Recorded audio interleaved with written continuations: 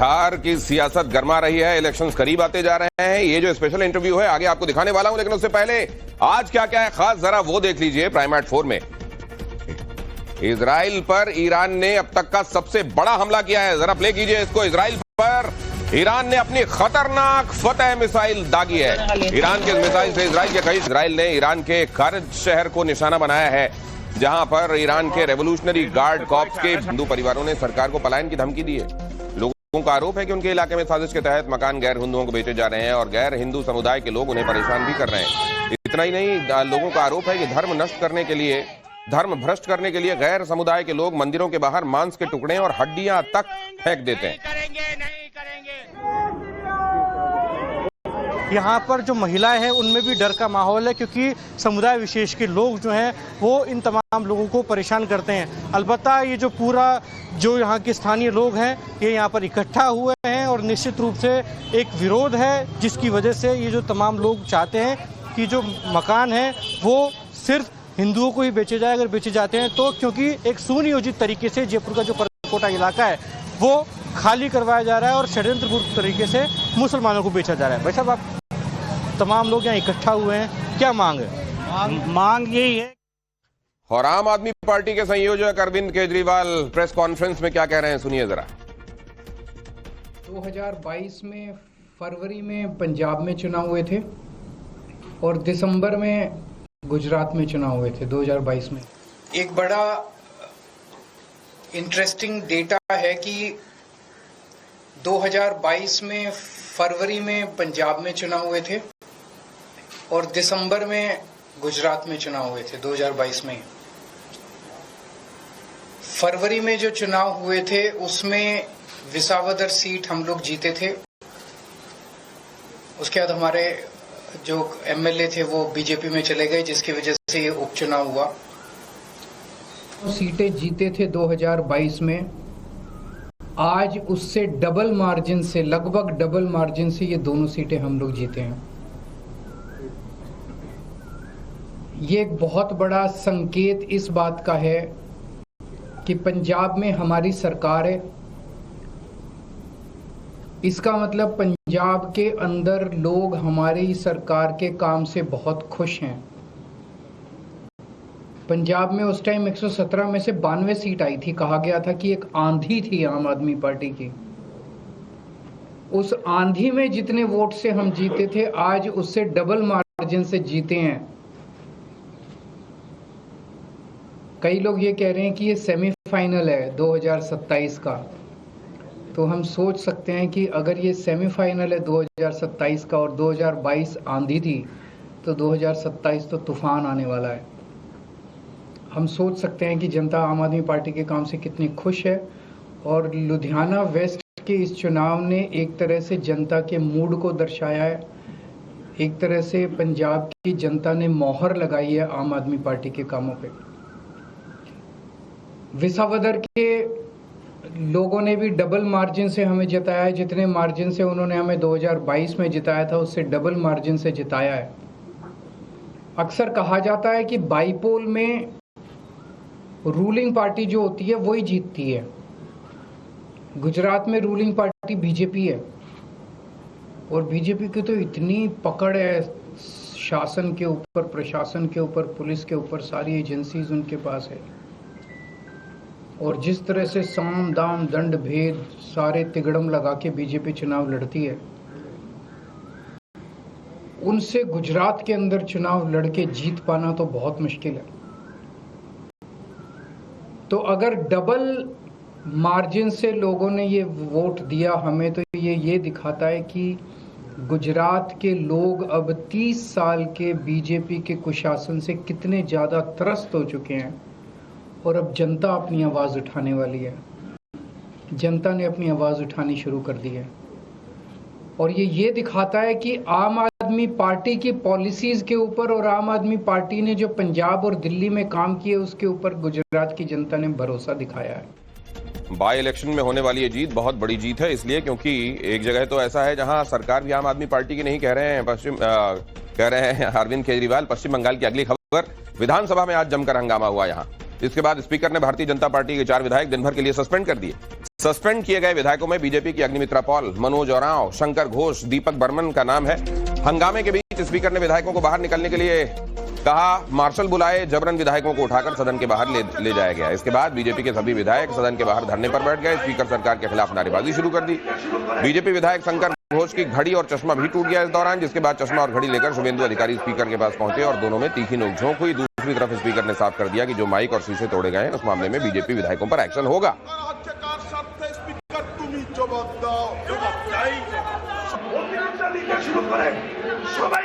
और उत्तर प्रदेश के बागपत में ये भविष्यवाणी की है प्रशांत किशोर ने। एक तरफ तो गठबंधन अपना अपना जोर लगा रहे हैं और इधर प्रशांत किशोर जन सुराज को लेकर तपती दोपहरी में पसीना बहा रहे हैं। उनकी निगाहें चुनावों के संदर्भ में अभी से क्या देखती हैं, कौन सा दावा उनका वाकई यकीन करने लायक है और कौन सा नहीं, आप फैसला कीजिए। देखिए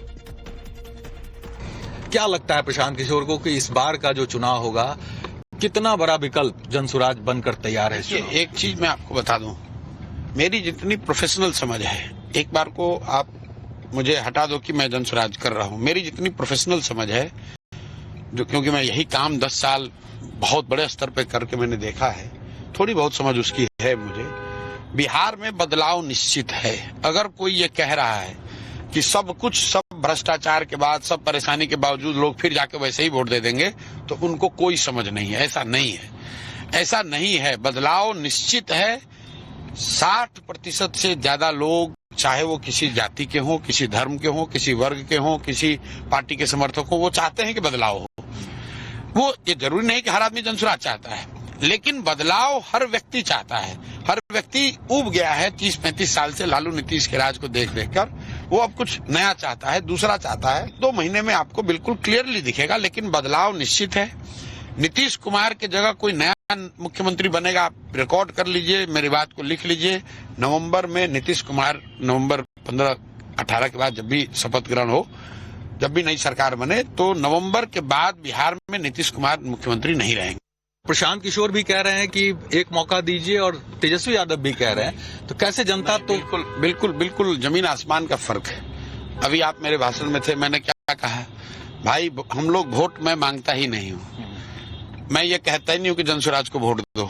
मैं तो इसके उलट ये कह रहा हूँ कि भाई जिसको मन है उसको वोट दो, लेकिन एक संकल्प लो कि इस बार वोट अपने बच्चों के लिए दोगे, अपने बच्चों के पढ़ाई रोजगार के लिए दोगे। बस एक ही बात कह रहे हैं, और एक बार नहीं कह रहे हैं। 3 बरस से 5000 गांव में बैठकें की है, सभा की है, हर जगह एक ही भाषण रिपीट करता हूं। मैं भाषण दूसरा नहीं देता हूं, 1-2 शब्द ऊपर नीचे हो सकता है, लेकिन ये चीज हर जगह ये पूछना लोगों को, उनके बच्चों के चेहरे को याद दिलाकर कि क्या आपने अपने जीवन में अपने बच्चों के पढ़ाई रोजगार के लिए वोट दिया है।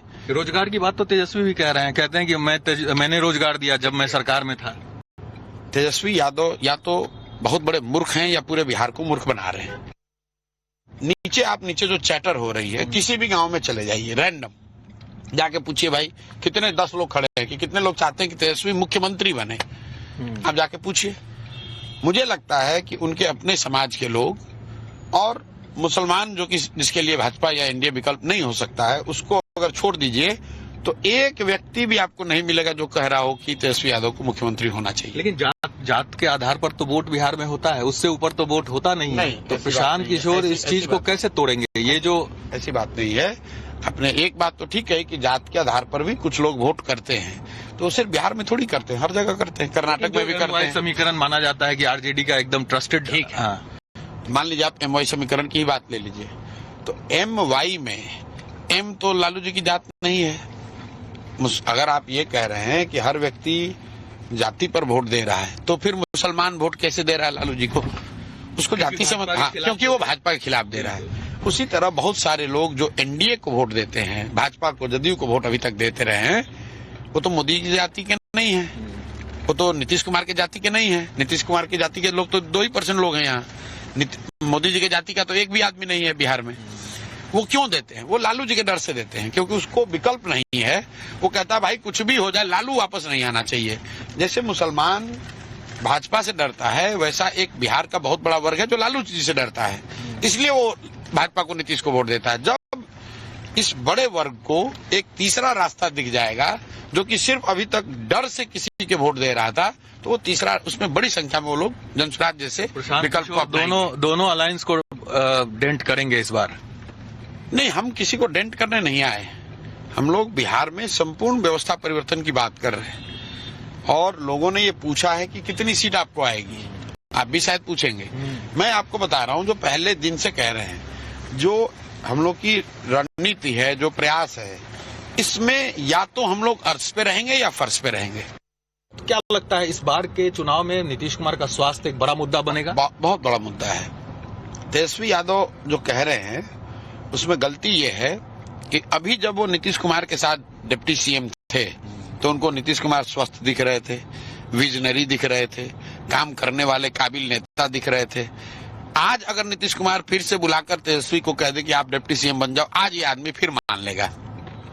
बिहार में पलटू राम सिर्फ नीतीश कुमार नहीं है, जितने बड़े पलटू राम नीतीश कुमार है उतने ही बड़े पलटू राम तेजस्वी यादव भी है, उतने ही बड़े पलटू राम अमित शाह भी हैं। सबने सरकार, क्योंकि अमित शाह ने भी आकर हमने सुना, देखा, कहा कि भाई सुन लो बिहार की जनता, बिहार में नीतीश कुमार के लिए भाजपा के दरवाजे हमेशा के लिए बंद हैं। तो भैया दरवाजा बंद करके छिटकिनी खोल दिए, छिटकिनी नहीं लगाए होंगे तो दरवाजा फिर खुल गया, फिर वापस आ गया।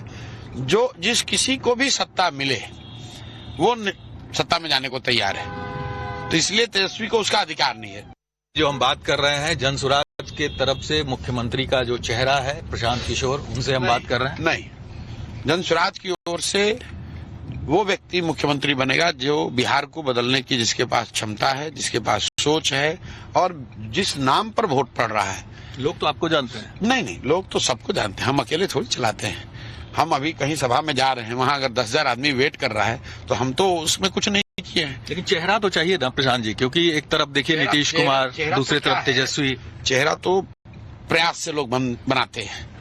विधानसभा का चुनाव का समय बहुत नजदीक है, तो ऐसे में अब सुविधा के हिसाब से चीजें बदल रही है और ये इतना मेहनत अभी तक बिहार की जमीन पर इतने पहले से चुनाव के कोई नहीं कर रहा था जिस तरह से प्रशांत जी कर रहे हैं।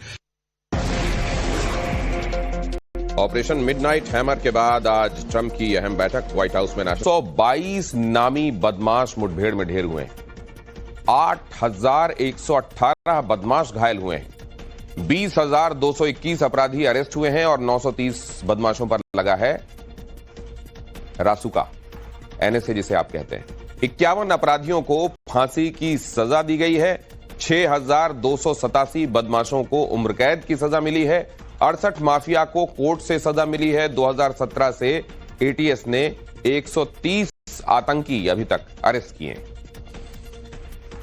और national capital region transport corporation यानी एनसीआरटीसी ने आज सराय काले खान से लेकर मोदीपुरम के बीच नमो भारत ट्रेन के पूरे रूट पर सफल ट्रायल रन पूरा किया। नमो भारत ट्रेन ने दिल्ली के सराय काले खान से लेकर मेरठ के मोदीपुरम के बीच में 82 किलोमीटर की पूरी यात्रा 1 घंटे से भी कम समय में तय की। एनसीआरटीसी के मुताबिक ट्रायल रन के दौरान नमो भारत ट्रेनों के साथ साथ मेरठ मेट्रो ट्रेनें भी चल रही थीं और सिस्टम ने बेहतरीन प्रदर्शन किया। ट्रायल रन के दौरान ट्रेनें सराय काले खां से मोदीपुरम तक हर स्टेशन पर रुकी। एनसीआरटीसी की तरफ से तय किए गए टाइम टेबल का पालन करते हुए 1 घंटे से भी कम समय में दूरी पूरी कर ली।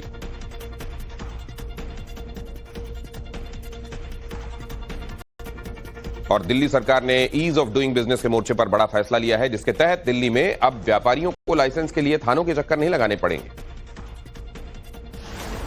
दिल्ली में बीजेपी सरकार बनने के महज 4 महीने बाद ही ईज ऑफ डूइंग बिजनेस के मोर्चे पर एक बड़ी उपलब्धि हासिल हुई है। दिल्ली में अब hotel, motel, restaurant, guest house और डिस्कोथेक से जुड़े कारोबारियों को लाइसेंस लोगों की भी छुट्टी घोषित की। मौसम विभाग ने अगले 2 दिन के लिए अलर्ट जारी किया है और भारी बारिश की चेतावनी दी।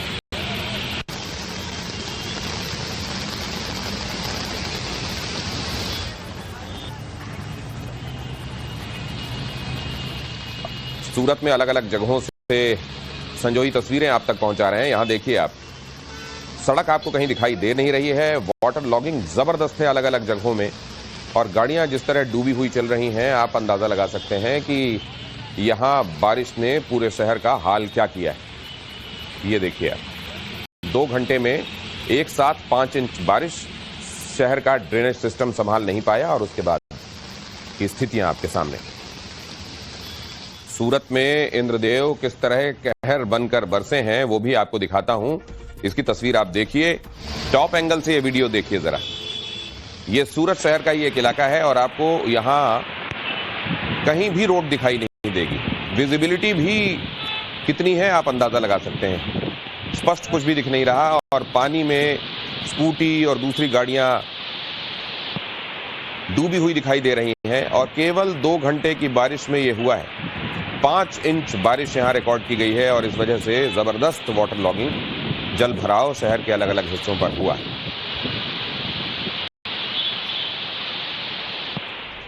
गुजरात का सूरत भारी बारिश से कैसे बेहाल है, इसकी ये तस्वीरें आपको एक बार फिर से दिखाता हूं। देखिए, कई फीट जल जमाव है, इसलिए गाड़ियां कई जगह डूबी हुई हैं। ट्रैफिक लगभग ठप सा ही हो गया है। नाले लबालब हो गए हैं, पानी बाहर निकलने के बजाय सड़कों पर भरा हुआ है। गाड़ियां जहां तहां फंसी हुई हैं और कुछ जगहों पर तो गाड़ियां बंद भी हो गई और इस वजह से जो थोड़ा बहुत ट्रैफिक था वो भी बाधित हुआ है। सूरत में सुबह से ही बारिश जो है वो अपना रौद्र रूप धारण कर चुकी है और इसी के चलते सूरत के अलग अलग इलाकों में पानी भरना शुरू हो गया है। अभी कतारगांव इलाके में खड़े हैं जहां पे देख सकते हैं पूरा जो रोड है वो तालाब की परिस्थिति का निर्माण वहां पे हो चुका है और रोड जो है वो तालाब बन चुका है। देख सकते हैं जिस तरह से ये ट्रक खड़ा हुआ है, ये ट्रक भी इतना आधे से ज्यादा जो है वो डूब चुका है। आसपास में देखा जाए तो जो आवागमन की जो परिस्थितियां है वो कहीं ना कहीं विकट स्वरूप जो है ले रही। इसी के कारण सभी अलग अलग इलाकों में लोगों को चलने में और निकलने में काफी दिक्कतें हो रही है। जिस तरह से सुबह के 8 बजे से लेकर अभी तक 6 इंच जितना जो बारिश है वो सूरत के अंदर पड़ चुकी है। 8 से 10:30, 11 तक 6 इंच बारिश और मानसून आने के साथ ही राजस्थान के कई जिले बारिश और बाढ़ की चपेट में आ रहे हैं। लगातार बारिश की वजह से 12 जिले में पार्वती नदी उफान पर आ गई और नदी का पानी हाईवे तक पहुंच गया, जिसकी वजह से हाईवे में आवाजाही बंद हो गई। NH-27 पर 3-4 फीट पानी भर गया और कुछ जगहों पर सड़क का हिस्सा पानी में बह गया है। यहां ड्राइवर खतरे मोल लेकर पानी के उफान के बीच गाड़ियां निकालते दिखाई दिए। इतना ही नहीं, नदी से मगरमच्छ तक बाहर आ रहे हैं और इस वजह से आसपास के लोग और भी ज्यादा सहमे हुए हैं। राजस्थान के टोंक में आज तेज बारिश की वजह से मालपुरा इलाका बाढ़ की चपेट में आ गया। गर्मी से बारिश ने राहत तो दी लेकिन उससे ज्यादा मुसीबतें बढ़ा दी। अचानक बारिश के बाद बांध और तालाबों में उफान दिखाई दिया, जिसकी वजह से लाबा, डिग्गी, चांदसेन इलाकों में सड़क, घर, खेत सब पानी में डूबे दिखाई दिए।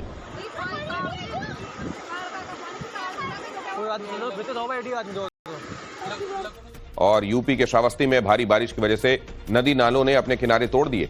पहाड़ों पर बारिश होने की वजह से नालों में उफान आ गया और वो पुलों के ऊपर से बह रहे हैं और इस वजह से कई इलाकों में सड़कें पानी में डूब गई। कुछ जगहों पर सड़कों पर 3 फीट तक पानी भरा रहा। पानी के इसी तेज बहाव के बीच लोग खतरा मोल लेकर आने जाने के लिए मजबूर भी दिखाई दिए। इस बाढ़ जैसी स्थिति की वजह से कई इलाकों से संपर्क भी टूट गया है।